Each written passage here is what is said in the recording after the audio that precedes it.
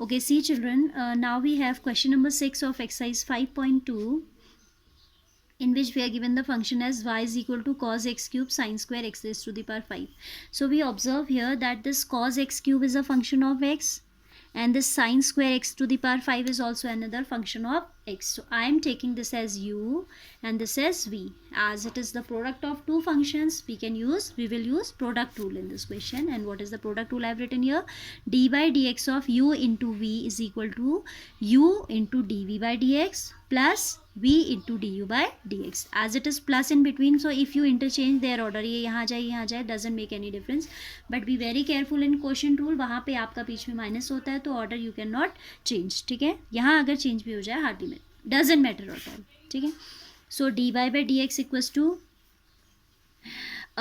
u dv by dx, u into dv by dx, this is u cos of x cube into d by dx of sin square x raised to the power 5. I am writing it as this because मुझे इसमें क्या लगाना है, अगले step में power rule लगाना है. तो this sin square x raised to the power 5 I have written in this form. ठीक है, plus sin square x raised to the power 5 as it is into d by dx of cos x cube. ठीक है, here cos x cube will remain unchanged. Derivative of sin x power 5 whole power 2. तो first of all power rule will be applicable. 2 आगे आ जाएगा. It will be 2 sin x raised to the power 5. Then d by dx of chain rule, d by dx of sin x raised to the power 5. ठीक है, into इसमें continuation में d by dx of x to the power 5 भी आएगा क्योंकि हम इसको x की तरह डील करेंगे. तो that will see in the next step. Here sin square x raised to the power 5 into d by dx of cos x cube will be minus of sin x cube into d over dx of x cube. How? This has come by chain rule. ठीक है, क्योंकि आप cos x cube का आप जब derivative निकाल रहे हो, आपने cos x cube you have written as minus sin x cube, यानी कि आपने x cube को x की तरह ट्रीट किया है. So you need to find out its derivative here. This is equal to 2 will come in front, 2 times cos x cube sin x raised to the power 5. Derivative of sin x raised to the power 5 will be cos x raised to the power 5 into d over dx of x to the power 5. Chain rule again. ठीक है, sine x का derivative cos x होता है तो हमने लिख दिया, but ये x नहीं था, it's x to the power 5. So we need to differentiate it one more time with respect to x. ठीक है, then here it is plus into minus as minus sin square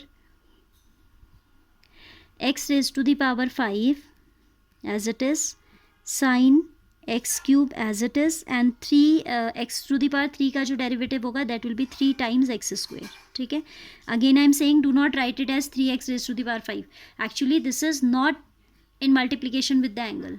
This is 3x square is independent of the sine. No, so आप यहाँ पे multiply करने की गलती मत कीजिएगा. ठीक है, this again derivative of this will be x to the power 4. उसको मैं आगे लिख देती हूँ 5 times x raise to the power 4. Its value is going to be how much? d by dx of x to the power 5 is equal to 5 times, power rule से 5 आगे आया, x raise to the power 5 minus 1 that is 4.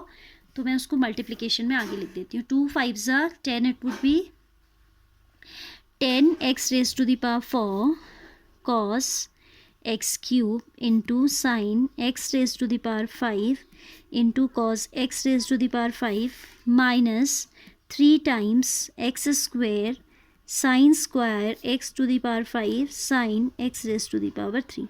So this can be the answer. ठीक है, और अगर आप चाहें तो यहाँ पे 2 के साथ इसे लेके 2 sin a cos a से sin 2a भी बना सकते हैं. ठीक है, इफ़ यू वॉन्ट, अगर आप बनाना चाहें तो क्या हो जाएगा, this 5 will be broken as 5 into 2 और ये 2 हम यहाँ यूटिलाइज कर लेंगे. So it will be 5x raise to the power 4 cos x cube as it is. This will become 2 sin a cos b, that is sin 2a.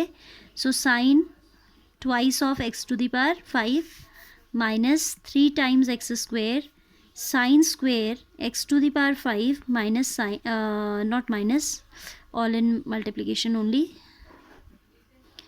sin x cube. ठीक है, so this is the answer of this question. Minus of 3x square sine X cube sine square X to the power 5 and this is positive. इन्होंने ऐसे ही छोड़ा answer 10x to the power 4 cos X 5 sine X 5 into cos X cube. ठीक है. So what we have used here, we have use product rule. ठीक है. Product rule आपको पता होना चाहिए and chain rule is applicable here in almost all questions. Fine. If any step is getting making you get confused, you can make a query. Otherwise it's simple only. Do written practice. Okay.